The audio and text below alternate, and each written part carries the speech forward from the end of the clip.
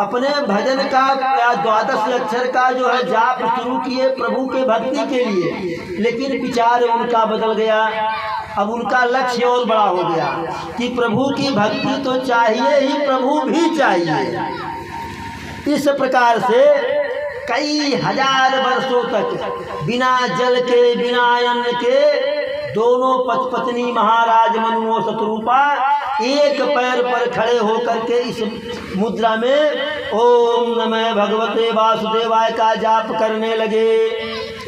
उनके इस जो है कठिन तपस्या को देख करके ब्रह्मा विष्णु महेश और सारे देवी देवता उनके पास आए कि पुत्र वरदान मांगो, पुत्र वरदान मांगो। लेकिन अरे मांगहु बर बहु भांति लुभाए, परम धीर नहीं चले चलाए।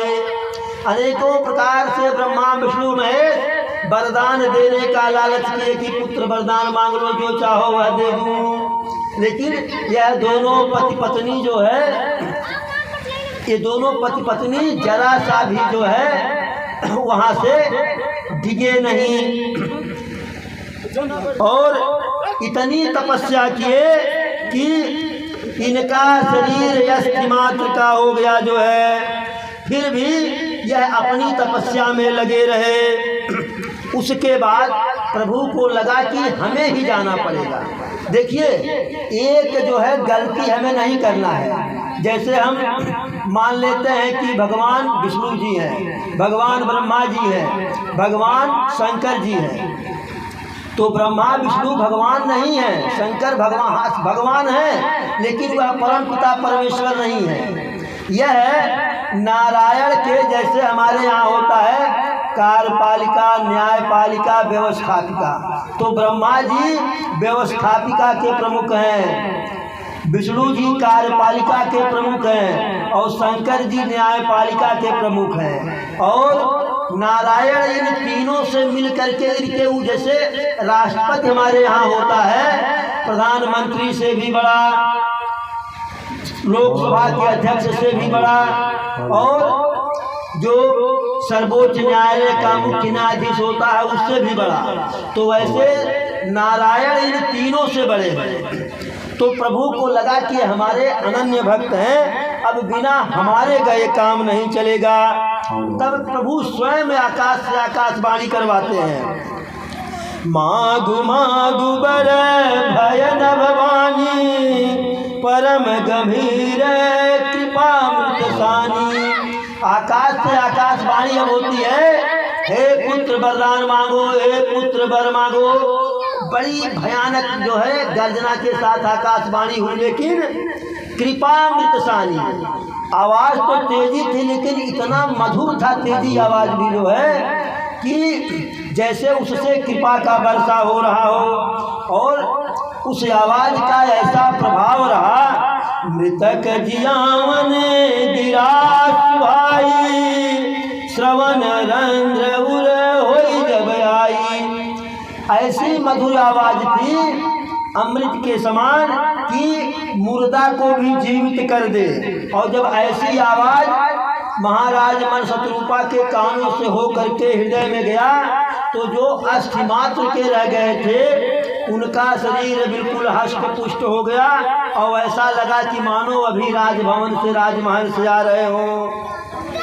अब जब अमृत के समान वाणी सुने महाराज मन शत्रुपा, तो वह एकदम बिल्कुल प्रसन्न हो गए और उनका शरीर बिल्कुल गदगद हो गया, और हाथ जोड़कर प्रेम सहित नारायण को प्रणाम करते हैं और कहते हैं, अरे सुनु सेवक सुर कर सुर धेनु, विधि हरिहर बंदित पदरेनु, सेवत सुलभ सकल सुखदायक, प्रणत पाल सचराचर नायक। कहे प्रभु, आप कल्प वृक्ष के समान हैं, आप कामधेनु के समान हैं। आपके चरणों की सेवा जो है ब्रह्मा विष्णु महेश भी करते हैं, और आपका स्मरण मात्र करने से सारे सुख मिल जाता है। आप सारे संसार के नायक हैं। यदि आपका मुझ पर जो है प्रेम हो तो हमें यह वरदान दीजिए। कहे कौन सा वरदान? कहे अरे जो स्वरूप बस शिव मन माही और जही कारण मुनि जतन कराई।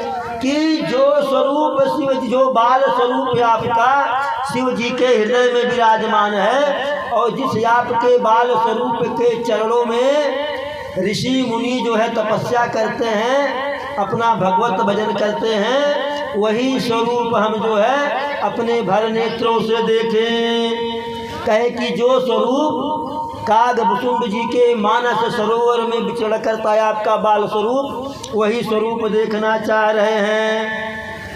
तो भगवान को महाराज मन शत्रुपा की यह प्रेम भरी वाणी जो है बड़ी अच्छी लगी, बड़ी सुंदर लगी। क्योंकि उनकी बात जो है बिल्कुल छल कपट से परे थी, उसमें सब प्रेम ही प्रेम था जो है। जैसे ही ऐसा कहे तैसे प्रभु वहाँ जो है विकराल रूप में प्रकट हुए, अष्टभुजाधारी। अब यहाँ एक बात यह आती है कि जब महाराज मनु और शत्रुपा भगवान को बाल रूप में आने के लिए कहे तो काहे जो है बिल्कुल अष्टभुजाधारी के रूप में आ गए।